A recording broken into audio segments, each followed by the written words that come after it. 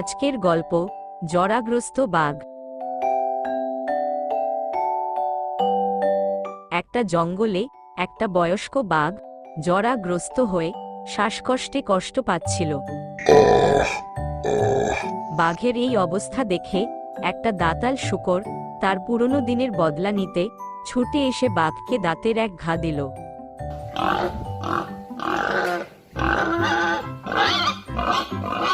এই তো বেটা সেই বাঘটা যে আমার দুটো বাচ্চা মেরেছিল।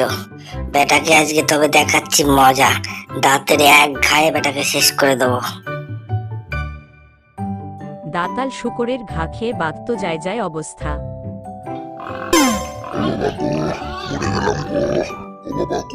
তারপর সেখান থেকে একটা বুনো মোষ যাচ্ছিল। বাঘের এই দুর্বল অবস্থা দেখে পুরনো দিনে কবে বাঘ মহিষকে ঘায়েল করেছিল তার বদলা নিতে ছুটে এসে দিলে সিংয়ের এক ঘা। এই তো এই সেই বাঘটা, এই বেটা আমার দলের অনেককে মেরেছে, আমার বন্ধুদের শেষ করে দিয়েছে। বেটাকে আজকে আমিও দেখে নিচ্ছি, দেব সিংয়ের ঘা। ওরে বাবা গো, মরে গেলাম গো, আর পারছি না। শূকর আর বুনো মোষের দেখা দেখি সেখানে একটা গাধা এসে জোড়া পায়ে বাঘকে মারল এক চাটি।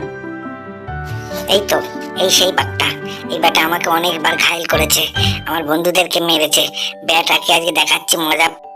ইয়া! মরে গেলাম, শরীরটা খারাপ, সবাই আমাকে মারছে। বাঘের তখন একেবারে অন্তিম সময়, মরো অবস্থা, মুখ থেকে কথা বের হতে চায় না, তবুও সে কোনো রকমে না বলে পারলে না। শুকুর আর ষাঁড় যা করে গেলে তাই আমার পক্ষে সহ্য করা দায়।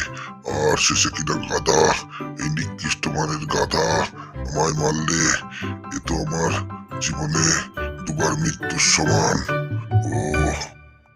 উপদেশ: পাকে পড়লে হাতিকে ও ছুঁচোই মারে লাথি। তাহলে বন্ধুরা, এই গল্প থেকে আমরা কি শিখতে পেলাম?